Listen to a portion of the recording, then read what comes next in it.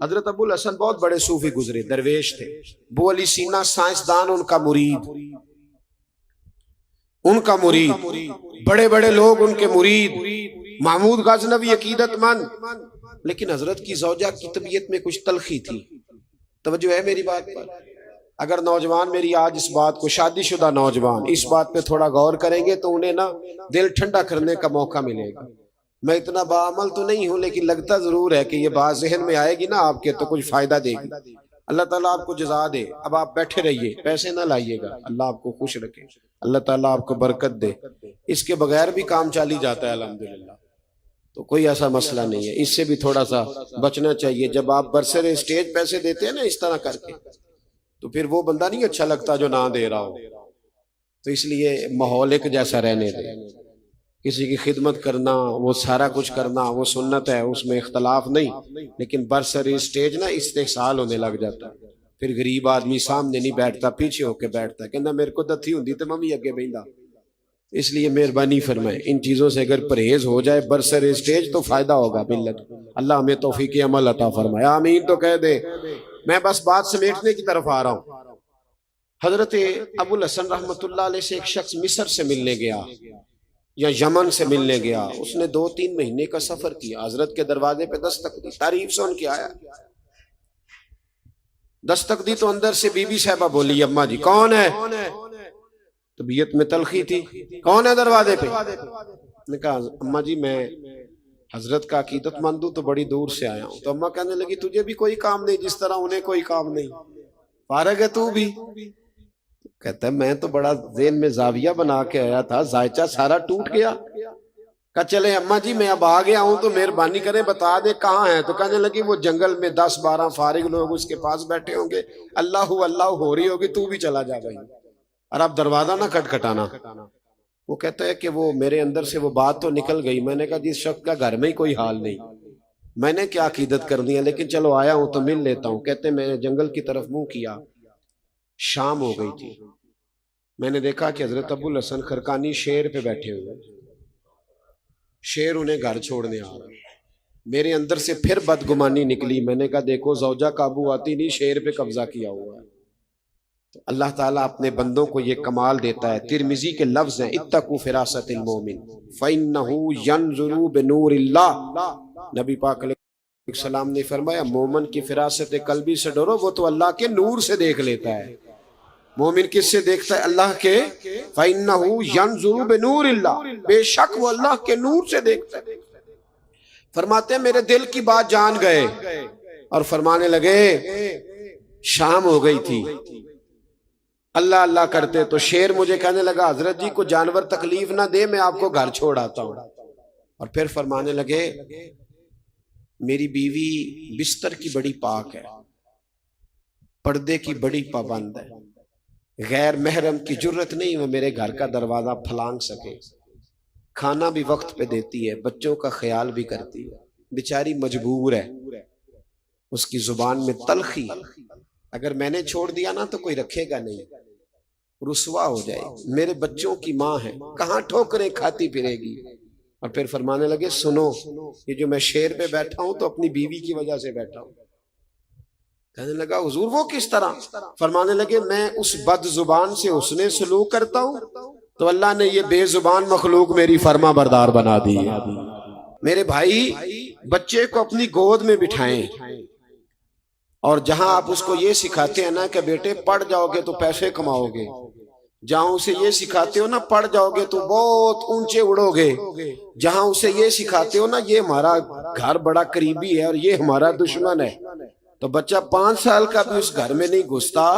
اپنی ذات کے بارے میں بچے کو سارا کچھ سکھاتے ہو، پہلا کام اسے یہ کرو کہ اسے میرے نبی کی محبت سکھاؤ، اسے رسول اللہ کا پیار سکھاؤ، اسے رات کو جب یہاں لٹاتے ہو نا یہاں کندھے پہ، اسے کہتے ہو میں نے تیرے لیے بڑی محنت کی، میں بڑی کوشش کرتا رہا، میں تیرے لیے بڑی دور تک سفر کر کے آیا، اسے کہا کرو بیٹے میں نے کچھ بھی نہیں کیا، تیرے لیے جو کچھ بھی کیا ہے تیرے رسول نے کیا ہے، تیرے محبوب نے تیری آخرت کے لیے بڑا کچھ کیا۔ اپنے بچوں کو نبی پاک علیہ السلام کی محبت سکھائیں، ان کی گھٹی میں ڈالیں یہ بات۔ کیسے بگڑ گیا بچہ، کیسے غیروں کے ہتھے چڑھ گیا، البدایہ والنہایہ میں روایت ہے، حضرت عباس نبی پاک علیہ السلام کے چچا ہیں، وہ کہتے ہیں میں اپنے بچوں کو گھر کے اندر بٹھا کے نا تو نبی پاک کی باتیں سنا رہا تھا۔ کون؟ خطیب صاحب کے ابا جی حضرت عباس کہتے ہیں میں اپنے بچوں کو گھر میں بٹھا کے تو رسول پاک کی باتیں، میں حضور کے بچپن کی، حضور کے اخلاق کی، کردار کی، نبی پاک کے اٹھنے کی، بیٹھنے کی، میں بچوں کو باتیں سنا رہا تھا، میں سنا رہا تھا باتیں۔ فرماتے مجھے کیا خبر تھی کہ دروازے پہ کھڑے ہو کہ میرے نبی پاک بھی میری باتیں سن رہے ہیں۔ حضور گزر رہے تھے گلی سے تو محبوب نے دیکھا کہ وہ باتیں کر رہے ہیں نبی پاک کی، بچوں کو بٹھا کے۔ والد، آپ یقین کریں، اماں جو چاہتی ہے بچوں سے کرا لیتی ہے، اماں جو چاہتی ہے بچوں سے۔ ایک جملہ میں نے بعد میں کہنا تھا، پہلے کہہ دیتا ہوں، اماں اگر چاہے تو بچے باپ کے فرما بردار ہوتے ہیں، اور اگر اماں چاہے تو بچے باپ کے، صحیح کہہ رہا ہوں؟ تو اگر اماں کے کہنے پر بچے ابا جی سے جھگڑا کر لیتے ہیں یا ابا جی کے قدم چوم لیتے ہیں تو اماں کے کہنے پر بچے درود و سلام نہیں پڑھیں گے؟ وہ صحابہ کے یا اہل بیت کے یا محبوب علیہ السلام کی شان میں کمی کرنے والے بے ادب سے بچیں گے نہیں؟ کیوں نہیں یہ چیزیں ہم سکھاتے؟ حضرت عباس رضی اللہ تعالیٰ عنہ کہتے ہیں بچوں کو گھر میں بٹھا کے نبی پاک کی عظمتیں سنا رہا تھا۔ حضور گلی سے گزر رہے تھے تو محبوب بھی کھڑے ہو گئے، حضور سننے لگے۔ فرماتے میرے نصیب دیکھو پتہ نہیں کب تک کب سے حضور سن رہے تھے، جب باتیں مکمل ہو گئی نا، جب اس دن کا وہ سبق، اس دن کی وہ محفل تکمیل کو پہنچی تو محبوب نے دستک دی۔ کہتے ہیں حضور نے دستک دی، میں نے دروازہ کھولا تو حیران ہی رہ گیا، اللہ کی ساری رحمتیں میرے دروازے پر کھڑی تھی۔ فرماتے ہیں رشک کرنے لگا میں اپنے مقدر پر۔ محبوب اندر تشریف لائے، بیٹھ گئے تو محبوب نے سن بھی لیا، پھر بھی پوچھا چچا کیا کر رہے تھے؟ پوچھ لیا لیکن تصدیق کے لیے پوچھا کیا کر رہے تھے؟ عرض کی یا رسول اللہ صلی اللہ علیہ وسلم یہ عبداللہ یہ باقی بچے کہہ رہے تھے مصطفیٰ کی کوئی بات سنائے، تو محبوبہ آپ کے ہی تذکرے کر رہا تھا۔ حضرت عباس کہتے ہیں پہلے پوچھا پھر تصدیق فرمائی، کہنے لگے جو آپ کہہ رہے ہیں سچ کہہ رہے ہیں، میں بھی دروازے پہ کھڑا ہو کے سن رہا تھا، میں سن رہا تھا دروازے پہ کھڑے ہو کے، صحیح کہہ رہے۔ اب حضور نے رزلٹ کا اعلان کیا، تیرا بچہ کیسے ان کے پاس چلا گیا جو حضور کے علم غیب کا انکار کرتے؟ تو نے انہیں حضور کے علم کی بات بتائی نہیں؟ تیرا بچہ وہاں جا کے کیسے بیٹھ گیا جو کہتے ہیں کہ معاذ اللہ تعالی حضور کو تو اپنا نہیں پتا آخری وقت کیسا ہوگا؟ کہاں کیسے چلا گیا تیرا بچہ ان کے پاس جو صحابہ کرام کے بارے میں کمزور جملہ بول، جو اہل بیت نبوت کے بارے میں کمزور، کیسے چلا گیا؟ اگر تو نے گھر میں بیٹھ کے محفل کی ہوتی، انہیں خود سکھایا ہوتا، خود کیسے بگڑ سکتے تھے بچے؟ نہ ادھر ادھر کی تو بات کر، یہ بتا کہ قافلہ کیوں لٹا، مجھے رہزنوں سے غرض نہیں تیری رہبری کا سوال ہے، تو پانی کس کو دیتا رہا اگر تیرا اپنا باغ ہی خشک رہ گیا؟ محبوب پاک علیہ السلام سے فرمانے لگے، نبی پاک علیہ السلام جناب عباس سے کہا میں نے سن لیا ہے اور میں اتنا خوش ہوا ہوں، اتنا خوش ہوا ہوں، سنو اب تمہیں ملے گا کیا؟ حضور کیا ملے گا؟ کہتے میرے سارے خاندان کی توجہ حضور کی جانب ہو گئی تو محبوب نے فرمایا حلت لکم شفاعتی، فرمایا تم نے یہ کام کر کے نا اپنے بچوں کو میری عظمت سکھا کے، اپنے بچوں کو میرے گیت سنا کے، فرمایا تم نے اپنے اور اپنے خاندان کے حق میں میری سفارش کو حلال کر لیا ہے۔ فرمایا اب صبح قیامت میں تم سب کی سفارش کرا کے تمہیں جنت میں ساتھ لے کے جاؤں گا۔ بچوں کو رات کو بٹھایا کریں، میری بات سنیں جی، اللہ خیر کرے، ویڈیو آپ کو مل جائے گی انشاءاللہ تعالی، ایک بن جو رہی ہے ہمارے ملک میں، اور کچھ بنا نہیں بنا، ہم سارے کیمرہ مین تو بن ہی گئے ہیں۔ وہ پہلے نا اس طرح ہوتا تھا کہ کوئی کسی بزرگ سے ملتا تھا تو کہتا تھا جناب دعا کرنا، اب کوئی کسی بزرگ سے ملتا ہے تو کہتا ہے ادھر ویکھیا جے ذرا فوٹو لینی ہے۔ او خدا کے بندو، دعا تو رہ ہی گئی۔ پہلے بزرگوں سے ملتے تو کہتے حضرت جی میرے لیے، اب کہتے حضرت جی ذرا امامہ سیدھا کر لو، فوٹو صحیح آ جائے۔ چھوڑے کوئی فرض کفایہ تو ہے نہیں، یہ تو بڑی مشکل سے علماء نے اجازت دی، اور پتہ نہیں کیسے کیسے ہم قول ڈھونڈ کے لائے، جزیات عموم بلوہ ہے، ابتلا ہے، کیا کہ ہمیں جزیات ڈھونڈنے پڑے اور قوم نے اسے فرض کفایہ ہی بنا لیا ہے۔ آگے پیچھے بات بڑھتی نہیں. خدا را مہربانی. میں ایک جگہ پہ بیٹھا تھا کچھ عرصہ پہلے, 4 تصویریں لگی ہوئی تھی کمرے میں. میں نے کہا کہ یہ بھائی اتار دو, میں نے نماز پڑھنی. کہتے پیر صاحب کی ہے فوٹو. میں نے کہ جب حکم آ گیا کہ جہاں تصویر ہے وہاں نماز جائز نہیں, تو مرید صاحب کی ہو یا پیر صاحب کی ہو, بات تو ایک ہی ہے. تو پیر صاحب کو نہیں پتا فوٹو نہیں لگوانی چاہیے. ویسے بھی فوٹو دیواروں پہ نہیں پیروں کی رکھنی چاہیے, پیروں کی تصویر دل میں رکھنی چاہیے. اور ہم نے دل میں سجا رکھی ہے تصویر یار, بس ذرا گردن جھکائی دیکھ لی.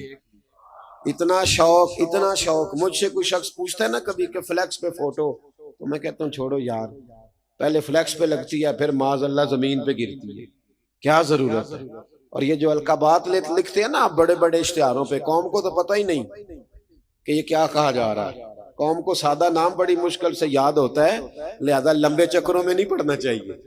جو اماں ابا نے نام رکھا اتنا ہی کافی ہے. باقی کوئی کتنا دین کا کام کر رہا ہے یہ صبح قیامت خود بخود پتہ چل جائے گا. بس دعا فرمائے اللہ یہاں بھی عزت دے اور وہاں بھی اللہ پردے داری عطا فرمائے. میری بات پر ضرور غور کریں اور یاد رکھیں, اپنے بچوں کو بٹھائیں. دیکھیں نا حضرت عائشہ صدیقہ سے کسی نے پوچھا, میری بات پہ توجہ کرنی ہے آپ, یہ بات آپ نے یاد رکھنی. حضرت عائشہ صدیقہ رضی اللہ تعالی عنہ سے کسی نے پوچھا کہ اماں جی کیا وجہ ہوئی کہ آپ مسلمان ہو گئی, کیا سبب بنا آپ کے کلمہ پڑھنے کا. ہر آدمی کے ساتھ کوئی نہ کوئی بات ہوئی, کسی نے قرآن پاک سنا, کسی نے کچھ سنا, کوئی نہ کوئی واقعہ ہے, پس منظر ہے. تو اماں جی آپ کیسے مسلمان ہوئی؟ جناب عائشہ صدیقہ کہنے لگی مجھے کوئی ضرورت ہی نہیں پڑی کسی واقعے کی, اس لیے کہ میرے ابا جی جناب ابو بکر صدیق جتنی دیر گھر بیٹھے رہتے تھے محمد عربی کی نعتیں ہی پڑھتے رہتے تھے, وہ رسول اللہ علیہ السلام کی تعریف ہی کرتے رہتے تھے. مجھے ضرورت پیش, تو کس طرح تیرے بچے کو ضرورت پیش آتی ہے کہ وہ کہیں سے جا کے سیکھے, تو کدھر ہے؟ 3 باتوں کی ڈیوٹی ابا جی اور اماں جی کی ہے, نبی پاک نے لگائی ہے. حضور نے فرمایا 3 کام کرو, اپنی اولاد کو 3 چیزیں سکھاؤ. حضور کون سی؟ فرمایا ایک انہیں اپنے نبی کی محبت سکھاؤ, ایک انہیں اپنے نبی کے اہل بیت کی محبت سکھاؤ, اور تیسرا ماں باپ کی ڈیوٹی ہے. فرمایا اپنی اولاد کو قرآن پڑھنا سکھاؤ, تمہاری ذمہ داری ہے. گھر تب بنے گا جب ہمارے بچے رسول پاک سے جڑ جائیں, جب ہمارے بچے نبی پاک علیہ السلام کے غلام بنے, جب انہیں حضور کی سنت کا شعور آئے. ہماری اماں تو تھینک یو سکھانا فخر سمجھتی ہے, بیٹے تھینک یو بولو. او بی بی یہ ٹھیک ہے, یہ جب سکول جائے گا تو بولے گا, ہم دکیانوس نہیں ہیں, ہم قائل ہیں جدید تعلیم کے, لیکن تھینک یو کا ثواب کوئی نہیں. ثواب جزاک اللہ خیرہ کا ہے, اس کا اجر ہے. جزاک اللہ اس کا اجر ہے. یہ حدیث بخاری میں موجود ہے. نبی پاک علیہ السلام نے فرمایا جس نے اپنے محسن کو جزاک اللہ خیرہ کہا اس نے اس کا پورا شکریہ ادا کر دیا. تو یہ جملے تو نے کیوں نہیں سکھائے؟ یہ تیرے بچے کی زبان پہ کیوں نہیں آیا؟ ان فکروں کو تو نے کیوں اپنے گھر میں رائج نہیں کیا؟ بچوں کو دین سکھائیں, نبی پاک کی غلامی سکھائیں, انہیں رسول پاک علیہ السلام کی بارگاہ میں حاضر ہونا سکھائیں, انہیں بتلائیں کس طرح کر کے حضور صلی اللہ تعالی علیہ وسلم کی بارگاہ میں. حضرت برا بن مالک حضور کے صحابی ہیں, ان کے بیٹے تھے طلحہ بن برا. توجہ ہے میری بات پر؟ جب آپ تھک جائیں تو بتا دیجئے گا, میرے ذمہ 1.5 گھنٹہ بولنا نہیں, میں تو 10 منٹ میں بھی ساری تقریر سنا لیا کرتا ہوں. خیر الکلام ما قل ودل, آمدام برسر مطلب. حضرت برا بن مالک کے بیٹے ہیں طلحہ بن برا, 12-14 سال کا نوجوان ہے, پر سارا دن میرے رسول پاک کی خدمت میں رہتے ہیں. سارا دن وہ سارے آداب سیکھ گئے جو باقی صحابہ کے تھے. کیوں بھلا؟ اس لیے کہ ان کے ابا نے تربیت کی کہ بیٹا دروازہ رسول پہ رہنا ہے. ان کے ہمارا تو بچہ داڑھی رکھ لیتا ہے تو اس کی اماں جا کہتی ہے بیٹے تیری ابھی عمر ہی نہیں. تو میں کہتا ہوں جو اماں سے پوچھ کے آؤ داڑھی کی کون سی عمر ہوتی ہے, اسے پوچھو تو صحیح. میں نے تو ابا جی کہتے ہیں بیٹے ابھی ٹھہر جا, تو مولوی بننے لگ گیا. اپنے گھر کے اندر دین کا ماحول پیدا کریں, ان کے عقائد کو بچائیں, ورنہ آپ کے جانے کے بعد کوئی فاتحہ پڑھنے والا نہیں ہوگا. ان پر پہرے داری کریں ورنہ حالات بگڑ جائیں. اور اس سے اگلا کام جو بڑا ضروری ہے وہ یہ ہے کہ بچوں کو اچھی سوچیں دیں. میری بات پہ توجہ ہے میرے بھائیوں؟ سوچ بچوں کو منفی سوچ نہ دیں. خدا را ہمارے معاشرے میں سب سے بڑا نقصان منفی سوچ کا ہے. یار ہر بندے ڈاکو ہے, ہر بندہ ہی چور ہے، ہر مولوی دکاندار ہے، ہر پیری جھوٹا ہے، ہر سیاستدانی کرپٹ ہے۔ آپ نے کیا تصویر دی دنیا کو اپنی کہ ہم سارے گندے لوگ ہیں؟ آپ ڈھونڈ کے دیکھ لیں، 4 آدمی بیٹھتے ہیں رات کو ٹی وی پہ ٹاک شو کرنے، سوائے ایک دوسرے پر تنقید کرنے کے کوئی اور کچھ نہیں ہے ہمارے پلے، اور جب وہ ٹاک شو ختم ہوتا ہے تو سوائے منفی ذہن کے ہمارے پاس کچھ نہیں بچتا۔ پاکستان میں 5 لاکھ ڈپریشن کا مریض سرکاری ہسپتالوں میں رجسٹرڈ ہے، 5 لاکھ ٹینشن کے مریض جو دوائی کھاتے ہیں، اور گھروں میں کتنے ہیں جو دوائی استعمال نہیں کرتے، وہ کتنے، اللہ جانے وہ کتنے۔ اور ڈاکٹر کہتے ہیں ان سب کے پیچھے پس منظر یہ ہے کہ یہ منفی سوچتے ہیں، برا سوچتے ہیں۔ اگر کوئی غریب رہ گیا تو کہتے ہیں اس نے محنت ہی نہیں کی، کام چور تھا۔ اگر کوئی تگڑا ہو گیا، مالدار ہو گیا، تو کہتے ہیں پتہ نہیں کون سا بینک لوٹ لیا ہے۔ منفی سوچیں سارے معاشرے کو لے گئی، ہر عالم دین ہی صحیح نہیں رہا، ہر پیر ہی غلط ہو گیا، ہر درویش نے دکان ڈال لی، ہر بندہ ہی غلط ہے۔ یا ایھا الذین آمنوا اجتنبوا کثیرا من الظن ان بعض الظن اثم، اللہ فرماتے ہیں ایمان والو بعض گمانوں سے بھی بچا کرو، بہت سارے گمانوں سے بچو، بعض گمان بھی گناہ ہیں۔ ٹھنڈی سوچ رکھیں، اچھا سوچیں۔ ضروری تو نہیں کہ وہ 2 بندے جو سامنے کھڑے ہوں میرے خلاف ہی بات کر رہے ہیں، کوئی ضروری ہے؟ ان کو اور کام کوئی نہیں میرے علاوہ؟ میں کیوں یہ سوچتا ہوں؟ بری سوچ نے ہمارا کوئی دوست نہیں رہنے دیا، ہمارا کوئی تعلق والا نہیں رہنے دیا بری سوچ نے۔ ہر شخص ہی ہمیں برا لگتا ہے، ہر شخص ہی۔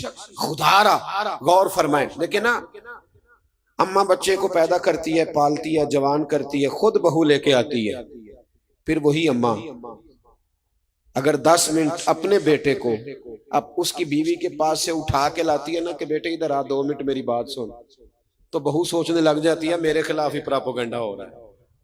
بھئی وہ پہلے دن ملاقات ہوئی ہے، اس کا بیٹا ہے، اس نے جنا ہے، اس نے پالا ہے، تجھے پال کے تیرے خلاف ہی بات کرنی تھی اس نے۔ اپنے گھر میں مثبت سوچ کو پروان چڑھائیں، مثبت سوچ۔ اور جہاں تک ساس کا تعلق ہے، ہم تو بچپن سے بچی کو کہتے ہیں کہ ساس ظالم ہوتی ہے، کہتے نہیں ہم؟ جب تو جائے گی سسرال تو لاگ پتہ جائے گا، کیوں؟ ساس ڈائن ہوتی ہے، کھا جائے گی وہ۔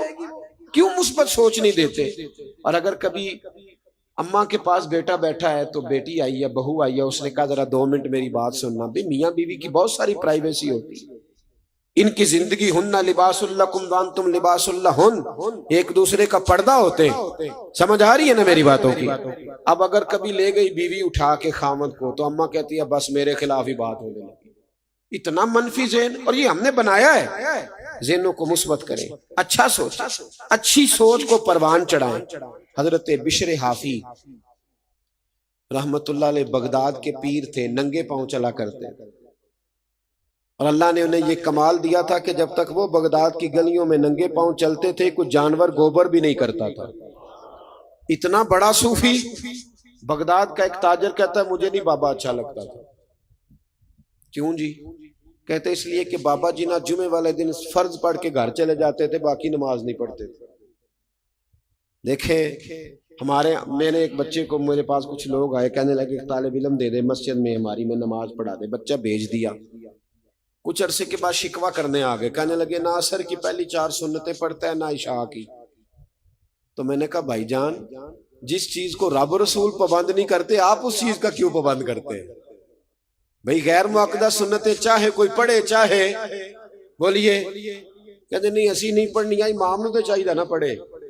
میں کہا سبحان اللہ، جو پابندی آپ اپنے پہ نہیں لگاتے وہ امام صاحب پہ کیوں لگاتے ہو؟ اس لیے کہ مولوی غریب ہوتا ہے، جو مرضی جس کا دل آئے کہہ جائے۔ یہ وجہ ہے صرف، یہ ایک علیحدہ موضوع ہے، اس پر پھر کبھی بات کروں گا۔ ہم نے سب سے زیادہ استحصال ان لوگوں کا کیا ہے جو ہماری مسجدوں میں 5 اذانیں پڑھتے اور جماعتیں کراتے، سب سے زیادہ تکلیف ہم نے ان کو پہنچائی۔ بہرحال یہ عنوان نہیں، ورنہ اس پر بڑی تفصیل سے بولتا۔ میرے عزیز، وہ شخص کہنے لگا کہ بشر حافی رحمت اللہ علیہ نماز فرض پڑھ کے چلے جاتے تھے، تو میں کہتا تھا اتنا بڑا پیر ہے تو باقی نماز پڑھتا ہی نہیں۔ حالانکہ مسجد میں فرض پڑھنا ضروری ہے، باقی جہاں جس کا دل کرے پڑھے۔ کہتے ایک دن نا لوگ مجھے کہنے لگے یار تو کیوں نہیں بابا جی کو مانتا، اتنے اچھے آدمی۔ ایک دن میرے دل میں خیال آیا تحقیق تو کروں، مولوی صاحب جمعہ کے فرض پڑھ کے جاتے کہاں ہیں؟ کہتے ہیں حضرت نے جمعہ مسجد میں پڑھا، جماعت کے ساتھ نماز پڑھ کے نہ تو باہر نکلے فرض، تو میں چوری چوری تجسس کے ارادے سے جاسوسی کے لیے پیچھے ہو گیا۔ حضرت بشر عافی ایک دکان پہ گئے تو وہاں سے نان خریدے، میں نے بدگمانی کی، میں نے کہا اوہو مولوی کو بھوک نے ستایا تھا، روٹی کے پیچھے اس نے سنت نفل چھوڑ دیے۔ کہتے وہاں سے وہ تھوڑا آگے بڑھے تو ایک کباب کی دکان سے کباب خریدے، تو میں نے کہا دیکھو اس کی عمر دیکھو اور ذائقے دیکھو، یہ کباب سے کھائے گا۔ کہتے وہ نان اور کباب لے کے جنگل کی طرف گئے تو میں نے تیسری بدگمانی کی، میں نے کہا اب سبزے پہ بیٹھ کے کھائے گا۔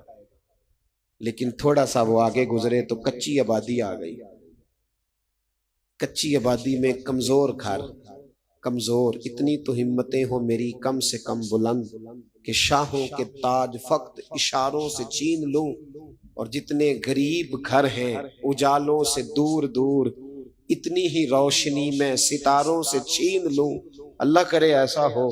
کہتے ہیں کہ وہ کمزوروں کے گھر جہاں چراغ بھی کم جلتے ہیں، ایک گھر کا دروازہ باہر سے بند تھا، حضرت بشر عافی گئے، کچا مکان اور باہر سے تالا کھولا، کنڈی کھولی، میں بھی پیچھے تھا۔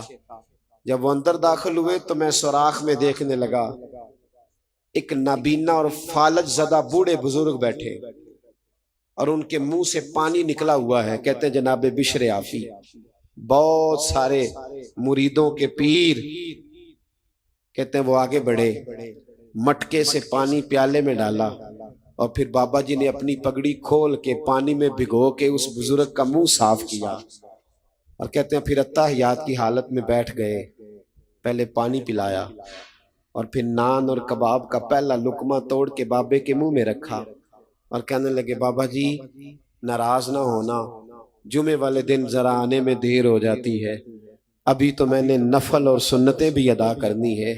وہ شخص کہتا ہے میں باہر کھڑا تھا، میری چیخیں نکلنے لگ گئی، میں رونے لگا، آنسو بند سبد کا توڑ کے باہر آ گئے۔ حضرت بشر عافی نے جب یہ کہا تو بزرگ رو پڑے، کہنے لگے بشر 14 سال ہو گئے، 14 سال تو روز میری روٹی لے کے آتا ہے، پتہ نہیں میری زندگی کتنی لمبی ہے، میں کب تک بوجھ بنا رہوں گا۔ کہتے حضرت بشر عافی نے آنسو صاف کی اور کہنے لگے بابا چپ کر، یہ جو سارا زمانہ میری عزت کرتا ہے تو یہ نفلوں کی وجہ سے نہیں کرتا، یہ میرے چلوں عبادتوں کی وجہ سے نہیں کرتا، بابا میں تیری لاوارث کی نوکری کرتا ہوں، تیری بیمار کی نوکری کرتا ہوں، تو اللہ نے ساری مخلوق کے دلوں میں میری محبت پیدا کر دی ہے۔ ارے خدا کے بندے تو ہیں ہزاروں، بنوں میں پھرتے ہیں مارے مارے، میں اس کا بندہ بنوں گا جس کو خدا کے بندوں سے پیار ہوگا۔ میرے بھائی غور کرنے کا مقام یہ ہے، اچھی سوچ۔ وہ تاجر کہتا ہے حضرت بشر عافی باہر نکلے تو میں پیروں میں بیٹھ گیا، میں نے کہا بابا جس چیز کو میں تیرا عیب سمجھا کرتا تھا وہ تو تیری سب سے بڑی خوبی نکلی، اور بھائی کچھ تو مجبوریاں رہی ہوں گی، یوں ہی کوئی بے وفا نہیں ہوتا، اچھی سوچیں پروان چڑھائیں۔ جس معاشرے کی سوچ اچھی ہوتی ہے وہ معاشرہ صحت مند ہوتا، جس معاشرے کی سوچ اچھی ہوتی ہے اس معاشرے میں لوگ ایک دوسرے کے ساتھ جڑے ہوئے ہوتے، جس معاشرے کی سوچ اچھی ہوتی ہے وہ معاشرہ بڑا قیمتی ہوتا۔ اپنے گھروں میں اچھی سوچ، ابا جی گھر میں نا اگر چاہتے ہیں نا گھر میں سکون ہو تو اپنی بیوی کی تعریف کریں گھر میں بیٹھ کے۔ میرے ابا جی کسان تھے، میری اماں اپنا نام نہیں لکھنا جانتی تھی، لیکن بڑا زمانہ بیت گیا، جب کچھ ایڑے ترچھے لفظ پڑھنے لکھنے کے قابل ہوئے تو سمجھ آئی کہ وہ تو یونیورسٹی کا درجہ رکھتے تھے لوگ، وہ تو بڑے لوگ تھے۔ ابا جی آدھی رات کو جب کدال اٹھاتے، کئی اٹھاتے، کہتے کھیتوں کو پانی دینے جا رہا ہوں تو دروازہ بند کر لو، تو میں اٹھ کے دروازے کی کنڈی لگانے جاتا، واپس آتا تو میری اماں بولتی، کہتی پتر تواڈے پیو نے کدے سکھ نہیں دیکھیا، ساری زندگی تمہارے لیے لگا دی۔ تو ایک شوق پیدا ہوتا والد کی خدمت کا، تڑپ۔ اور ابا جی کے پاس کبھی کبھی بیٹھتے تو ابا جی کہتے بیٹے تمہارے ننیال والے امیر تھے، میرا گھر غریب تھا، پر تمہاری اماں نے تمہاری خاطر وہاں چپ کر کے صبر سے وقت گزارا، ماں کی نوکری کیا کرو۔ او بھائی اگر تو سارا دن بچوں کو اپنی بیوی کے خلاف ہی لیکچر دے گا تو تیری بیوی تیرے خلاف لیکچر نہیں دے گی؟ تو گھر کی تباہی کا سب سے بڑا سبب تو ہم خود بنتے. جس گھر میں میاں بیوی اکٹھے نہیں ہیں تو بچے بیچارے کدھر جائیں؟ اس کی سنیں کہ اس کی سنیں؟ وہ دیکھو قرآن ہماری تربیت کرتا ہے. قرآن فلما بلغ معه سعیا، دیکھو قرآن تربیت کرتا ہے. حضرت جناب ابراہیم چھوڑ آئے ہیں بیٹے کو، اور ڈھیر ساری روایتیں بتاتی ہیں کہ 13 سال دوبارہ گئے نہیں حضرت اسماعیل کو دیکھنے. 13 سال. اور کچھ روایتوں میں اگر ان کا جانا ہے بھی تو جانا ہے، وہاں رکنا موجود گئے ہیں اور آ گئے. 13 سال جس باپ نے بیٹے کو پلٹ کے نہیں دیکھا، نہ سکول بھیجا، نہ کوئی اس طرح کا پیار کیا. لیکن قرآن کہتے ہیں جب بیٹا تھوڑا سا ساتھ چلنے کے قابل ہوا تو کیا کہا؟ بیٹے میں نے خواب دیکھی، انی اذبحک، میں تجھے ذبح کر رہا ہوں، میں تجھے. تو بیٹے نے نہیں کہا ابا 13 سال کا میں ہو گیا ہوں، ایک دن بھی تو نے میری کوئی خدمت نہیں کی، کوئی شفقت نہیں کی، اور آیا ہے تو ذبح کرنے آ گیا ہے. تمام مفسرین کو دیکھ لیں اور تفصیل سے پڑھنا ہو تو علامہ اسماعیل حقی علیہ رحمہ کی تفسیر روح البیان کھولیں. علامہ اسماعیل حقی فرماتے ہیں کہ جناب ہاجرہ نے اپنے بیٹے کے دل کی گہرائیوں میں بات اتار دی تھی کہ بیٹا خبردار، اپنے ابا کے بارے میں برا نہ سوچنا، تیرا باپ معمولی آدمی نہیں ہے، انہیں تو اللہ نے اپنا خلیل بنایا ہوا ہے. یہ فیضان نظر تھا، یہاں کے مکتب کی کرامت تھی. سکھائے کس نے اسماعیل کو آداب فرزندی؟ یہ جناب ہاجر، یہ جناب ابراہیم کا فیضان نظر تھا، اور حضرت ہاجرہ کے مکتب کی کرامت تھی. سکھائے اس نے اسماعیل کو آداب فرزندی. خدا. ہاں ایک بات اور کہہ جاؤں، طلاقیں بڑی ہو رہی ہیں، بہت زیادہ شرح ہے طلاقوں کی، اور طلاق کی سبب عورت نہیں ہے، مرد ہے. عورت بیچاری کی تو عقل آدھی ہے، وہ تو بیوقوفی کرے گی. آدھی ہے نا عورت کی عقل، تو خامد صاحب کی جی ذمہ داری کس کی زیادہ ہے؟ ناراض ہو گئے آپ لوگ؟ چلے ہو جائیں، کوئی بات نہیں، میں تو بات صحیح کر رہا ہوں. پوری کس کی ہے؟ تو پھر گھر کس نے بتانا ہے؟ اللہ تعالیٰ نے طلاق کی گرہ کس کے ہاتھ میں رکھی؟ تو پھر جو روز گرہ کھولتا ہے غلطی اس کی ہے نا. خامد کا بڑا حوصلہ چاہیے، بڑا حوصلہ، بڑا حوصلہ، حوصلہ بڑا کرے. اپنے گھر کے اندر اگر وہ چاہتا ہے ماحول اچھا رہے تو وہ حوصلہ بڑا رکھے. اس کی تو عقل آدھی ہے بیچاری کی، تیری تو پوری ہے نا. تجھے چاہیے تھا برداشت کرتا، تو اس کے برابر آ گیا، وہ تو مجبور ہے. اس بیچاری کو تو سمجھ. دیکھے نا ایک بچہ چھوٹا ہے تو وہ کہہ رہا ہے کہ ابا جی میں نے گرمی میں ہی باہر جانا ہے، گرمی میں. تو اس کو تو پتہ نہیں گرمی کتنی ہے، تو ابا جی کو تو پتہ ہے نا. تو وہ چھوٹا ہے، عورت کی عقل بھی چھوٹی ہے، تو وہ تو بیچاری کچھ ایسے کام کرے گی، مجبور ہے. بہت بڑا نام ہے حضرت ابو الحسن کرکانی کا، بڑا نام ہے. محمود غزنوی ان کا مرید تھا. یہ تو بادشاہ کی بات ہے نا جی. ہمارے کسی آج کل کے کسی پیر کا مرید ہوتا محمود غزنوی تو انہیں پوسٹر لوا لینے سر، کہنا ہے بھی میری کرامتیں بھی گنیا کرو. جس طرح آپ نہیں پوسٹر لگائے ہوئے فلانے کو آرام آ گیا سارے دم کرانے آ جاؤ، جیڑے محرم راز حقیقت دے وہ تے راز حقیقت کھول دے ہی نہیں. آج جنہ ویکھیا نہیں ہو کرن گلاں، جنہ ویکھ لیا ہو تے بول دے ہی نہیں. کبھی بڑے لوگوں نے بھی اس طرح کہانیاں سنائی ہیں، قریب کھڑے کر کے سناؤ ان کو میری کرامت. یہ کیا بات ہے؟ اگر کوئی چیز اندر ہوتی ہے تو بتانے کی ضرورت، وہ سمجھ آ جاتی ہے. کیا دکانداریاں بنا لی ہیں، کیا تماشا لگایا ہوا، پوسٹر چھپے ہوئے، کارڈ بنائے ہوئے. ان چیزوں سے باہر آئیں، حقیقت کا سفر کریں. کسی ولی کی سب سے بڑی کرامت یہ ہے کہ وہ تیرے اندر سجدے کا ذوق پیدا کرے، وہ تیرے اندر قرآن پاک پڑھنے کا شوق پیدا کرے، وہ تیری زبان پر مصطفیٰ کا درود و سلام جاری کرے، وہ تیرے لیے دین پر چلنا آسان کر دے. یہ کیا کرامت ہوئی کہ میں گیا تھا دم کرانے؟ کس حدیث میں لکھا ہے کہ 10 صحابہ آئے تھے مصر سے نبی پاک کے پاس دم کرانے؟ کس حدیث میں لکھا ہے کہ شام سے 20 لوگ دم کرانے آئے؟ کہیں نہیں لکھا. ہاں دم کرانا جائز ہے، تعویذ لینا جائز ہے، لیکن میرے نبی کے پاس جو بھی آیا کرتا تھا وہ مصطفیٰ کا دین سیکھنے آیا کرتا تھا. اصل کی طرف بہرحال بات دور چلی جائے. آپ غور فرمائیں تو اسلام انسان کو خوش رہنے کا کہتا ہے، اسے اپنی زندگی کو اطمینان کے ساتھ اللہ تعالیٰ کی رضا پر راضی رہتے ہوئے خوشی کے ساتھ وقت گزارنے کا کہتا ہے۔ ہمارے معاشرے میں بعض لوگ ہمیشہ ناراض رہتے ہیں، ان کے مزاج ہمیشہ تلخ رہتے ہیں، ان کی طبیعتوں پر کچھ بلا وجہ کا غصہ رہتا ہے، اور اگر کبھی آپ ان سے گفتگو کریں تو ڈھیر سارے شکوے، ڈھیر ساری شکایتیں، ڈھیر ساری پریشانیاں اور ڈھیر ساری معاذ اللہ مایوس خبریں بھی ان کے پاس موجود ہوتی ہیں۔ ان کی قریب تھوڑی دیر بندہ وقت گزارے تو محسوس ہوتا ہے کہ بس وقت تھوڑا ہی رہ گیا ہے، خدا نخواستہ کمزور باتیں کرتے ہیں، مایوس باتیں کرتے ہیں۔ اور چونکہ ہم ان سب ناراض لوگوں کے درمیان رہتے ہیں تو ہم بھی کسی نہ کسی لحاظ سے ناراض ہی رہتے ہیں۔ آپ کسی شخص سے بھی ملاقات کریں گے تو 4 5 6 شکوے تو کوئی مسئلہ ہی نہیں، اسی وقت لوگ کر دیں گے، اور ہر گروہ، ہر مکتبہ فکر، ہر شعبہ ہے زندگی سے تعلق رکھنے والے لوگوں کا شکوہ لوگوں کے پاس موجود ہوگا۔ اس کا نتیجہ کیا نکلتا ہے؟ جب مزاج اس قدر زیادہ شکوے، شکایات اور تلخیوں سے بھر جاتا ہے تو پھر انسان خوش رہنا چھوڑ دیتا ہے۔ غم نہ انسان کے ساتھ ہی رہتے ہیں، آزمائشیں ساتھ ہی رہتی ہیں، لیکن اسے حکم دیا گیا ہے بس جی اشارے سے بات کریں جی، ٹھیک ہے سارا کچھ ماشاءاللہ۔ اسے حکم یہ دیا گیا ہے کہ وہ اپنے رب کی رضا پہ راضی بھی رہے اور خوش بھی رہے۔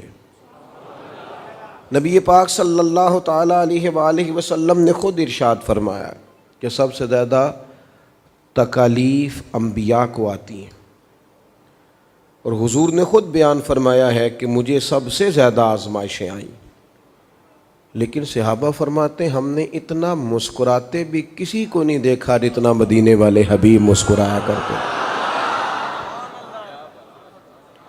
یہ کیا بات ہوئی کہ آپ کی زندگی میں اگر کوئی ایک آدھ تلخی ہے تو اس کو بنیاد بنا کے زندگی کی ساری خوشیاں ہی بندہ چھوڑ دے؟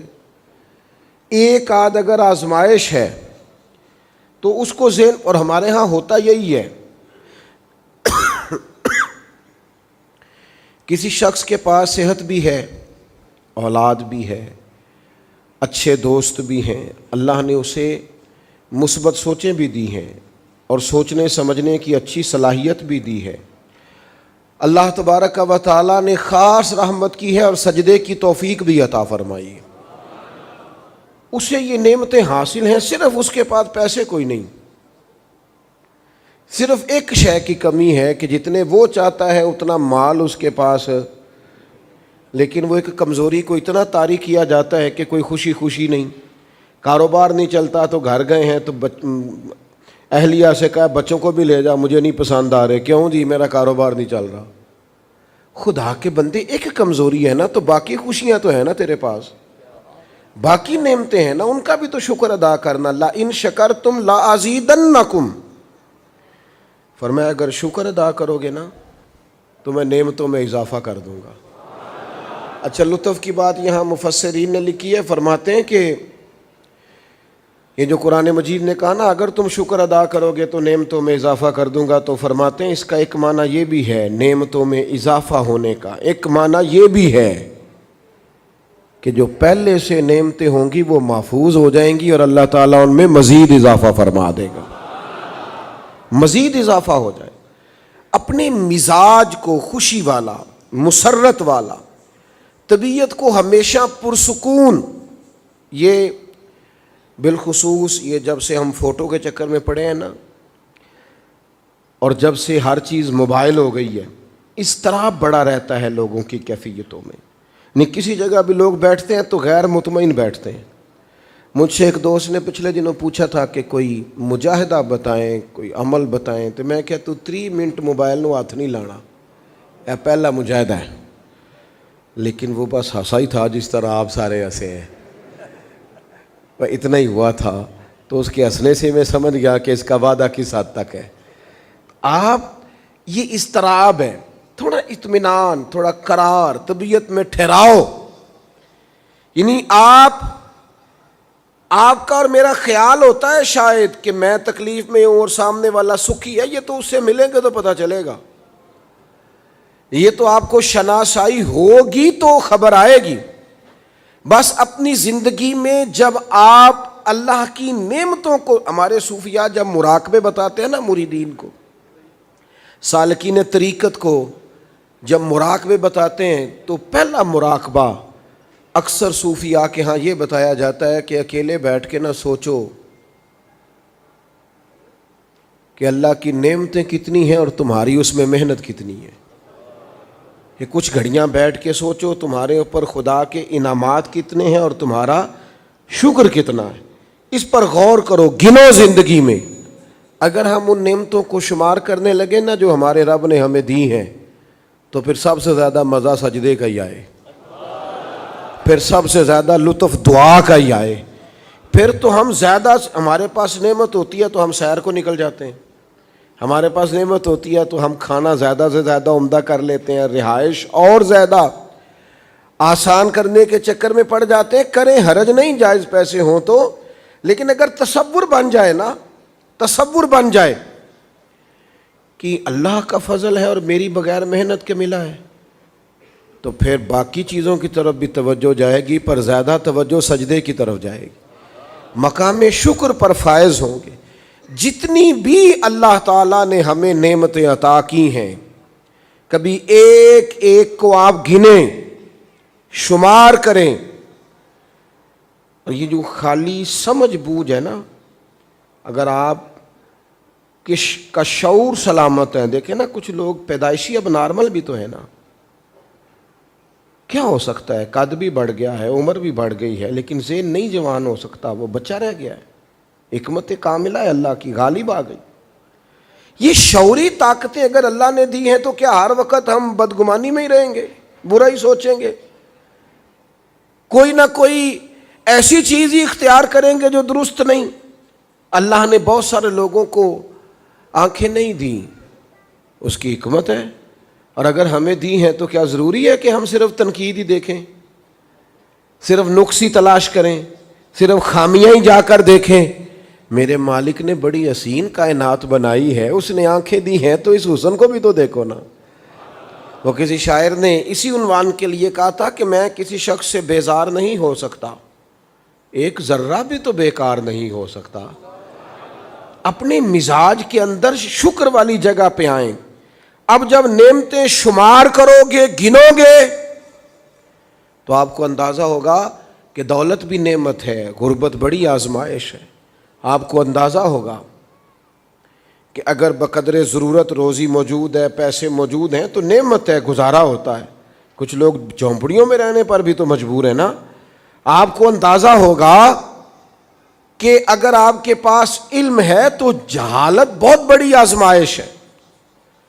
آپ اگر اللہ کی نعمتوں کو گنیں گے تو کبھی کسی بیمار سے ملاقات کر کے دیکھیں تو اندازہ ہوگا صحت کتنی بڑی نعمت ہے. اب ذرا غور کرنا کیا کہنے لگا ہوں. پی ایچ ڈی آدمی ہے اور بہت بڑا پڑھا لکھا ہے اور ایک مخصوص شعبے کے اندر پوری مہارت رکھتا ہے، سائنسی امور کو پورا جانتا ہے، اس کا قد کاٹ ہے، دولت ہے، اقتدار ہے اس کے پاس بہت بڑی ڈگری ہے، لیکن اس کی عقل کا یہ عالم ہے کہ اپنے ہاتھ سے تراشے ہوئے بت کے سامنے کھڑے ہو کے معاذ اللہ اس کی عبادت کر رہا ہے. پڑھا لکھا ہے، ان پڑھ نہیں، پی ایچ ڈی کی ڈگری رکھتا ہے، دنیاوی طور پر مالدار ہے، کوئی نہ کوئی اس کے پاس ہوتا، مثال دے رہا ہوں، لیکن کھڑا ہے تو ایک بت کے سامنے. پھر نہ اتنی بڑی تعداد میں آپ آئے ہیں تو آؤ نہ پھر اس مقام پہ آ کے سوچیں کہ اگر اپنی تعلیم کے بنیاد پر ہم ریسرچ کرتے اور دین تک پہنچنا چاہتے تو شاید بہت سارے لوگ راہ میں رہ جاتے، ہمت ہی نہ کر پاتے. کوئی اپنی دولت، اقتدار اور کسی عہدے کی بنیاد پر حق پر پہنچنا چاہتے تو شاید بہت سارے لوگ رستے میں رہ جاتے. آؤ پھر کھل کر، رج کر، شوق سے، درد سے اور وارفتگی سے رسول پاک کا میلاد مناؤ. کہ اللہ نے ہمیں وہ رسول دیے ہیں کہ ہماری اللہ نے ہدایت کی دونوں آنکھیں روشن فرما دی ہیں۔ ہمیں تو اللہ تعالیٰ نے اپنے فضل سے اعزاز دیا ہے، رسول پاک کی غلامی دی ہے، گھر میں پیدا ہوتے ہی وہ نور میسر آیا ہے کہ زبان ابھی توتلی تھی، جملے ابھی ٹوٹتے تھے، پر ماں نے پہلا نام ہی جو سکھایا ہے وہ اللہ رسول کا سکھایا ہے۔ ہمارا تو اور زیادہ شوق توانا ہونا چاہیے تھا۔ یہ اتنی بڑی نعمت ہے رسول پاک کا غلام ہونا، یہ اتنا بڑا اعزاز ہے۔ اللہ کریم نے فرمایا محبوب آپ ان سے فرما دیں قل بفضل اللہ وبرحمتہ فبذلک فلیفرحوا، آپ ان سے فرمائیں جب اللہ کا فضل اور اس کی نعمت ملے تو پھر انہیں چاہیے کہ یہ خوشی کا اظہار کریں۔ اور امام رازی نے یہاں بڑی خوب بات لکھی ہے، فرماتے ہیں صرف اس لیے خوشی نہیں منانی کہ نعمت ملی ہے، ہم تو اس لیے خوش ہیں کہ دیکھو انعام ملا کس کی طرف سے ہے۔ اور بھائی دستار فضیلت کی بھی طالب علم کو خوشی ہوتی ہے، لیکن اگر کسی ایسے بزرگ کے ہاتھ سے مل جائے نا جسے وہ پسند کرتا ہے تو خوشی اور دوبالا ہو جاتی ہے۔ وہ فلاں نے، ہم بھی بڑے ناز سے بتاتے ہیں فلاں بزرگ نے دستار باندھی تھی، فلاں کے ساتھ ہمارا سلسلہ حدیث ملتا ہے، فلاں آدمی کے پاس ہم بیٹھے تھے۔ یہ ناز سے بات ہوتی ہے، بلا مثال و بلا تشبیہ سمجھانے کے لیے عرض کرتا ہوں۔ امام راضی فرماتے ہیں ایک تو فضل ملا ہے، ایک تو رحمت ملی ہے، اور کمال بات یہ ہے کہ ملی رب کریم کی طرف سے ہے۔ اب تو خوشی اور دوبالا ہونی چاہیے، اب تو انعام۔ آپ اور میں، ہمارا حال یہ ہے کہ ہم دکھ بتاتے ہیں، خوشیاں چھپاتے ہیں، یہ لوگوں کا مزاج بن گیا ہے۔ چلے ابھی میں نے پوچھنا ہے تو آپ نے سمجھ جانا ہے میری بات کو۔ جس کے گھر میں غربت ہے وہ تو سب کو بتاتا ہے، اور جس کا بینک بیلنس بڑا تگڑا ہے اس نے بھی کبھی بتایا ہے۔ جس کے گھر کے اندر بظاہر حالات کمزور ہیں وہ تو سب کو بتاتا ہے، اور جس نے کئی تولے سونا اندر چھپا رکھا ہے اس نے بھی کبھی نام لیا ہے۔ یہ مزاج بن گیا ہے۔ دکھوں کا اظہار کرنا اور خوشیوں کو چھپانا ہمارے اوپر اللہ کا بڑا انعام ہے، اور سب سے بڑا انعام یہ ہے کہ ہم رسول رحمت کے غلام ہیں۔ یہ سب سے بڑا انعام۔ ہمیں اس خوشی کے معاملے میں بڑا روحانی ہونا چاہیے۔ حضور کے میلاد کی خوشی میں ہمارے مزاج میں وار رفتگی ہونی چاہیے، ہماری طبیعتیں دیوانہ وار ہونی چاہیے، اور ہماری نظریں، ہمارا وجود یہ پگھل سا رہا ہو اس خوشی کے لیے۔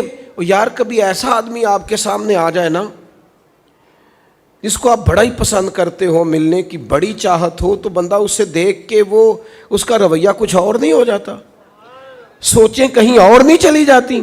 یعنی بعض خوشیاں ایسی ہوتی ہیں جو سنبھالی نہیں جاتی۔ حضرت انس بن مالک فرماتے ہیں لوگو میری نظر سے وہ منظر کبھی گیا ہی نہیں۔ حضور کون سا منظر؟ فرمایا وہ منظر جس دن اللہ کے رسول ہجرت فرما کے مدینہ طیبہ تشریف لائے تھے۔ مدینہ طیبہ کے اندر جو خوشی کا عالم تھا، مدینہ پاک کے اندر جو کیفیات تھیں، صحابہ کے چہروں پر جو خاص قسم کی رعنائی تھی، اور وہاں بچے، بوڑھے، مرد، عورتیں، جوان جس طرح اپنی آنکھیں بچھائے ہوئے تھے، فرمایا وہ منظر میں کبھی بھلا نہیں سکتا، اس لیے کہ مدینے میں اتنی خوشی نہ اس سے پہلے کبھی دیکھی نہ اس کے بعد کبھی دیکھی۔ ہماری طبیعت میں ایک خاص، یہ ہماری کمزوری ہے، مجھے اپنی کمزوری کا بھی اظہار کر لینے دیں۔ بعض چیزیں نا آہستہ آہستہ جب زیادہ ہونے لگتی ہیں تو تھوڑی سی نا روایتی سی ہو جاتی ہیں۔ ہمارے ہاں بعض جگہوں پہ، سب جگہوں پہ نہیں، بعض جگہوں پہ اللہ ماشاء اللہ میلاد کی محافل، جلوس میلاد، اس کو بعض لوگوں نے روایت سمجھ لیا ہے۔ وہ سمجھتے ہیں روٹین کا کام ہے، یہ تو ہم نے کرنا ہی ہے۔ یہ جیسے بہت سارے لوگ آتے ہیں نا جی محافل میں، تو بعضوں کا تجربہ ہوتا ہے سیاسی جلسوں میں جانے کا۔ تو میں دوپہر ایک جگہ پہ تھا تو میں نے دوستوں سے دو ٹوک کہا، میں نے کہا سیاسی جلسہ اور ہوتا ہے اور حضور کے ذکر پاک کی محفل اور ہوتی، اس کے تو آداب کچھ اور ہیں، اس کا تو رنگ کچھ اور ہے, اس کے اندر تو ذوق تھوڑا سا اور ہونا چاہیے. اس میں چہرے کا بھی وضو ہو اور نیت کا بھی وضو ہو. انسان کے جذبے بڑے پاکیزہ, بڑی خوبصورت وارفتگی کے ساتھ وہ حضور کے ذکر پاک میں آئے, ذکر کرے بھی تو پورے شوق سے اور سنے بھی تو پورے شوق سے. اس کا دل جو ہے وہ پوری طرح مائل ہو, اس کی طبیعت پوری طرح اس چیز کی طرف لگی ہوئی ہو. اور وہ دیکھیں نا, سب سے زیادہ مہمان خصوصی محفل میں وہ بندہ ہوا کرتا ہے جو سب سے آخر میں بیٹھتا ہے. اس کی نہ کوئی ویڈیو بنتی ہے. میری طرح کے لوگوں کی تو فوٹو ہی نہ سانس لیتی ہے, ہر 2 منٹ کے بعد ایک فوٹو. تو بعض اوقات فوٹو ہی رہ جاتی ہے, باقی کچھ نہیں رہتا. لیکن وہ لوگ جو اپنے بچے کو سائیکل پہ بٹھا کے سادے جھنڈے کے ساتھ میلاد کے جلوس میں سب سے پیچھے چل رہے ہوتے ہیں نا, انہیں کیمرہ تو نہیں دیکھ رہا ہوتا, پر جن کے لیے آئے ہوتے ہیں وہ پورا دیکھ رہے ہوتے ہیں. ان کی توجہ پوری ہوتی ہے کہ یار کمال آدمی ہے, دیکھو اس کے پاس تو موٹر سائیکل بھی نہیں, لیکن کس ذوق سے آیا ہے, کس طرح اس نے اپنی طبیعت کو. میرے پاس 20 لوگ پیار کرتے ہیں اور محبت سے آتے ہیں, تو ٹائم لینے کے لیے بہت سارے لوگ پیار کرتے ہیں کہ آپ آ جائیں. تو ظاہر ہے سب جگہ جانا ممکن بھی نہیں ہوتا, اب تو سب سے ملنا بھی ممکن نہیں ہوتا. بعض اوقات تھوڑے دن پہلے ایک جگہ پہ میں چلا گیا تھا, مجھے دشواری ہوئی کہ کچھ لوگوں کو تکلیف پہنچی ہمارے آنے جانے کے سبب سے. کوشش تو کرتے ہیں کسی ایک کونے سے آئیں, وہیں سے نکل جائیں, لیکن پھر بھی بعض دوست ایسے ہیں جو بردباری کا مظاہرہ نہیں کرتے, تو دوسروں کو تکلیف ہوتی. ڈھیر سارے لوگ آتے ہیں, تو ہر ایک کا لہجہ بڑا پیار والا ہوتا ہے, لیکن بعض لوگوں کی گفتگو دل میں ٹھہر جاتی ہے. میں اپنی مسجد میں جمعے کی نماز کے بعد مجھے دیر تک لوگوں سے ملنا ہوتا ہے, تو کافی دیر ہو گئی لوگوں سے ملتے. تو میں سیڑھیاں اتر رہا تھا, تو ایک صاحب بڑے سادے سے, سر پہ ٹوپی نہیں, پرنا, وہ بھی کندھے پہ. تو پیچھے سے میں جب جا رہا تھا تو مجھے کہنے لگے, پیر صاحب ایک نکی جی گل میں بھی کرنی سی.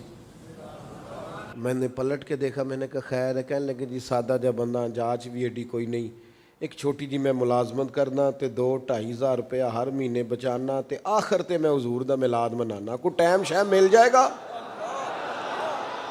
آپ دیکھیں, کوئی ٹائم شیم مل جائے گا؟ لوگ اپنے اپنے رنگ میں بات کرتے ہیں, سب رنگ ہی بڑے انوکھے بڑے پیارے, مل جائے گا کوئی ٹائم شیم؟ تو میں وہ بازو پھڑ لیا, میں کمرے چ لے گیا. میں کہ اور کسی نے ملے نہ ملے تو انہوں ضرور ملے گا. تو میں نے ڈائری میں بھی جب اس بندے کا ٹائم لکھا, تو میں نے ٹائم نہیں لکھا, تاریخ نہیں لکھی تھی, میں نے کیا سی ٹائم شیم, چونکہ انہیں ٹائم شیم منگیا سی نا. اور جب میں اس کے گاؤں گیا اور جب میری اس سے ملاقات ہوئی, تو اس کی اپنی محفل ہے, اس نے کرائی ہے, میزبان ہے, وہ کرمالا ہوتے دیگاں پہ پکائے. میں انہوں آخیا, میں کیا آپ تو سٹیج پہ بھی نہیں آئے. کہتے مینوں کون بینڈ دینا جی, میں تو کارکن آدمی ہوں, میں تو کام کرتا ہوں, ڈیوٹی. یہ جو ذوق ہے نا, یہ جو دلوں کی چاہت ہے, اسے ہم نہیں ماپ سکتے, ہم نہیں جان سکتے, لیکن جن کے لیے ہے وہ بڑا جانتے ہیں. وہ بڑا اپنے دل میں وہ خاص کیفیات حضور کی محفل پاک کے لیے, ذکر پاک کے لیے, اور اس کے اندر نا کوئی رسمی جملہ نہ ہو.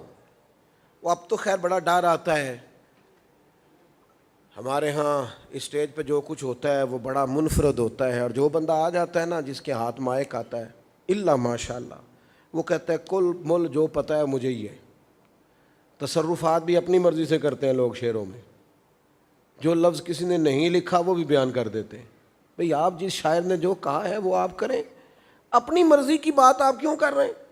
اور پھر وہ ہمارا نقیب محفل کبھی ادھر جاتا ہے کبھی ادھر آتا ہے, اس سے پوچھیں کیا ہونے لگا ہے, تو کہتا ہے تیاری کر لو میں جملہ دین لگا. بھئی تو جملہ دین لگا ہے, بمب چلان لگا ہے, تو بات کر سادی سی جو کرنی ہے. یہ سنجیدہ اسٹیج ہے, اس پہ آپ خوبصورت لب و لہجہ اختیار کریں, اور بار بار انہی لوگوں کو آپ اسٹیج پہ بٹھائیں گے جن کی جیبوں میں نوٹوں کی دتیاں ہیں, جو ذرا پیسے اوپر نیچے زیادہ پھینک سکتے ہیں. وہ شخص میلاد کی محفل کی صدارت نہیں کر سکتا جس سے 30 سال ہو گئے ہیں فجر کی اذان دیتا ہے مسجد میں. جسے 30 سال ہو گئے جھاڑو دیتا ہے مسجد میں، اس کا حق نہیں ہے کہ اسے اس اعزاز سے نوازا جائے؟ میرے رسول پاک علیہ السلام کے غلاموں، صحابہ جب حضور کا ذکر کرتے تھے نا، وہ جب رسول پاک کے تذکرے کرتے تھے تو رنگ اور تھے، ان کی کیفیات اور تھیں۔ جب بہت تکلیف دی نا قریش مکہ نے، تو حضور نے صحابہ کو حبشہ کی جانب ہجرت کرنے کی اجازت دے دی۔ ہجرت حبشہ ہوئی، وہاں بھی سکون سے نہیں بیٹھنے دیا قریش مکہ نے، چند شرارتی لوگ وہاں بھی پہنچ گئے۔ شاہ حبشہ سے، نجاشی سے جا کے کہا کہ ہمارے یہ لوگ آ گئے، اور کہانی تو ہر بندے نے بنائی ہوتی ہے نا، مجرم نے بھی کہانی بنائی ہوتی ہے، انہوں نے بھی ایک کہانی بنائی ہوئی تھی کہ دیکھو جی یہ ہمارے باپ دادا کو گمراہ کہتے ہیں، فلاں کرتے ہیں، فلاں کرتے ہیں، اب یہاں آ گئے۔ تو ساری داستان جا کے بادشاہ کو سنائی، کہا ہمارے کچھ لوگ آ گئے۔ نجاشی بڑے سمجھدار آدمی تھے، اسی لیے اللہ تعالیٰ نے توفیق ہدایت بھی عطا فرمائی۔ نعرہ تکبیر، نعرہ رسالت، نعرہ رسالت، تاجدار ختم نبوت، تاجدار ختم نبوت، نعرہ رسالت۔ معافی چاہتا ہوں۔ تو نجاشی کہنے لگا یہ کیسے ہو سکتا ہے کہ تم جو کہو میں اسے مان لوں؟ ہمارے ہاں بھی کچھ لوگ پنچایت کے سربراہ ہوتے ہیں، پر جو پہلے چلے جائے اسی کے ساتھ ہوتے ہیں۔ وہ دوسری کی رائے بھی سن لے نا، اس کی بھی تو بات مان لے۔ وہ بھی دوسری، جب تک آپ دوسری آدمی کی رائے نہیں سنیں کہ اندازہ ہی نہیں ہوگا بات اصل کیا ہے، ورنہ تو جو بھی بات کرے گا اپنے حق میں کرے گا۔ نجاشی کہنے لگا یہ کیسے ہو سکتا ہے، جو تم کہو میں مان لوں، میں ان کو بلاؤں گا، ان کی بات سنوں گا، اس کے بعد فیصلہ دوں گا۔ آپ نے غور کرنا ہے میری بات پر۔ بلایا گیا اور وہاں پیغام پہنچ گیا، اور یہ جو گئے تھے یہ بڑے سلیقے سے، بڑی ہوشیاری سے، مکاری سے گئے۔ انہوں نے جو نجاشی کے قریبی لوگ تھے ان کو تحائف دے کے اپنے حق میں نرم بھی کیا۔ اب انہوں نے وہ ساری سازش کر لی، پیغام دیا گیا مسلمانوں کو جو حبشہ ہجرت کر کے آئے تھے کہ آؤ آپ کو دربار میں بلایا گیا ہے۔ ان سارے لوگوں کی رہنمائی کون کر رہا ہے، قیادت کون کر رہا ہے، بات کون کرے گا، سربراہ کون بنا؟ اسلام کے اولین صف کے مبلغین میں بڑا نام حضرت جعفر طیار رضی اللہ تعالی عنہ۔ حضرت جعفر طیار نے کہا میں بات کروں گا۔ یہ ایک تو ہم حضور کا ذکر پاک کر رہے ہیں نا، خوبصورت دریاں بچھائی گئیں، اتنی خوبصورت لائٹنگ ہوئی، دوستوں نے اتنا بندوبست کیا، اسٹیج لگایا گیا، خوبصورت روشنی کا اہتمام ہوا، اور سارے اپنے لوگ، اور ایک حضور کا ذکر پاک کرنے کا موقع وہ جب غیروں کا ملک، غیروں کی حکومت، سارے غیر بیٹھے، ان میں محبوب کا ذکر کرنا اور اس نعمت پر رب کا شکر ادا کرنا کہ اللہ نے ہمیں رسول پاک کا غلام بنایا ہے، یہ کتنا کو مشکل کام تھا۔ لیکن حضرت جعفر طیار جب پہنچے تو ان لوگوں پہ نظر پڑ گئی جو آئے تھے شرارت کے لیے، سارا معاملہ سمجھ گئے۔ اب بادشاہ نے جناب جعفر طیار سے کہا کہ یہ لوگ تو یہ بتاتے ہیں، آپ کچھ کہیں تو اگر آپ وہ کتب حدیث میں اور سیرت میں وہ چیزیں پڑھیں تو آپ کو ملتا جلتا خطاب ملے گا جو میلاد کی محفل میں ہوتا ہے، اس سے ملتا جلتا، اس سے فیض پاتی تقریریں ہی میلاد میں ہوتی ہیں، وہی باتیں۔ حضرت جعفر طیار کہنے لگے بادشاہ ہم تو ایک دوسرے کا گلا کاٹنے کو آتے تھے، یہ تو رب نے فضل کیا ہے کہ ہمیں اپنے رسول عطا فرمائے۔ بادشاہ ہم تو انسان نہیں سمجھتے تھے غلام کو، پھر ہمارے محبوب ہمارے درمیان آئے اور انہوں نے بتایا تمہارے غلام تمہارے بھائی ہیں۔ ہمیں ماں باپ کا اکرام، بہن بھائیوں کی محبت، ہمیں شعور زندگی رسول پاک نے دیا ہے، وہی ساری باتیں جو بالعموم ان مجالس میں مبلغین، واعظین، خطباء، علماء بیان فرماتے ہیں، وہ بیان کی جناب جعفر طیار نے۔ بادشاہ نے وہ اس انداز میں باتیں سنی کہ وہاں جتنے لوگ بیٹھے تھے نا، میں نے کہا غیر تھے، لیکن بیان کرنے والے کے اندر جذبہ ایسا تھا، خوبصورتی ایسی تھی، لفظوں کا چناؤ اتنا عمدہ تھا کہ سب اپنی اپنی جگہ ٹھہر گئے. چلے اگر کوئی بندہ مانے نہ چپ بھی کر جائے نا تو اس سے بھی اندازہ ہوتا ہے کہ اللہ تعالیٰ نے اسے دین کے روب کے اندر رکھ لیا. وہ لوگ خاموش ہو گئے. حضرت جعفر طیار نکلے. اب شرارت کرنے والے جو ہوتے ہیں ان کو بھی شرارت سوچتی ہے. اب یہ قریش مکہ نے نئی شرارت کی. آپ کی توجہ ہے میری بات پر؟ نئی شرارت کی, نیا زاویہ بیان کیا. کرتے ہیں نا یہ لوگ, اپنا اپنا لہجہ ہوتا ہے, کسی بھی بات میں کوئی نہ کوئی نقطہ چھوڑ دیتے ہیں, شک پیدا ہو. انہوں نے ایک اور شرارت کر دی. بادشاہ سے کہنے لگے آپ حضرت عیسیٰ علیہ السلام کے ماننے والے ہیں اور عیسائی معاذ اللہ ثم معاذ اللہ نقل کفر نہ باشد, حضرت عیسیٰ کو اللہ کا بیٹا مانتے ہیں.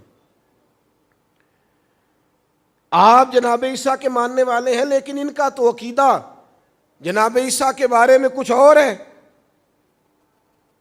اس کو کہتے ہیں مذہبی کارڈ کھیلنا, مذہبی جذبات کو آڑے لا کر ایک الجھاؤ پیدا کرنا. نے کہا جناب یہ تو اور نظریہ رکھتے ہیں. اب پھر بلا لیا جناب جعفر طیار, پھر لوٹ آئے. اب لوگوں نے حضرت جعفر طیار سے کہا کہ یہ تو مشرکین ہیں, آپ نے زیادہ غور کرنی ہے میری بات پر.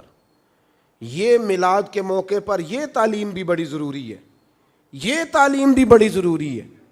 کہا یہ تو مشرک ہیں اور ان کا عقیدہ ہے معاذ اللہ کہ وہ اللہ تعالیٰ کے بیٹے ہیں اور ہم تو نہیں مانتے, وہ اللہ کے بندے اور رسول ہیں, یہی اصل ہے اور یہی عقیدہ ہے. اب وہ یہ پوچھیں گے تو کیا جواب دینا ہے؟ ہمارے ہاں بھی لوگ مسئلہ پوچھتے ہیں. عیسائی ماڑا ہو نا, غریب ہو, تو پوچھتے ہیں سانجا روٹی کھانی جائز ہے. تو میں کیا جدو امریکہ دا صدر ہوندا ہے ادو کیوں نہیں مسئلہ پوچھ دے؟ اس وقت ہی پوچھا کرو.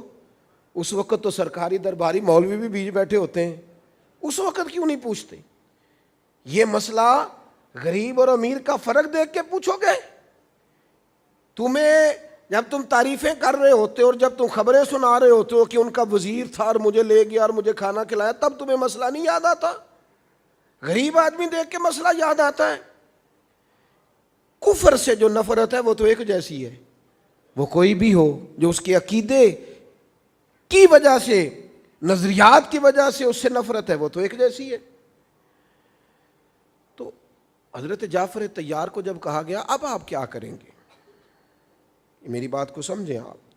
نظریہ تو حسن ہوتا ہے, جو لوگ نظریاتی نہیں ہوتے وہ کیا زندگی گزاریں گے؟ انسان نظریاتی ہوتا ہے اور میلاد سکھاتا ہی نظریہ ہے.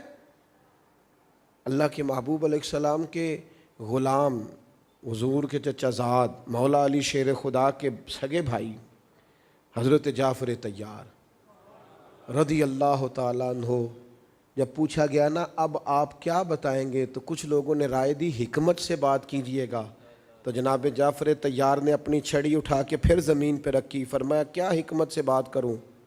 میں وہی کہوں گا اور ڈٹ کے کہوں گا اور جم کے کہوں گا اور پورے ذوق سے کہوں گا, وہی کہوں گا جو مجھے رسول پاک نے بتایا ہے.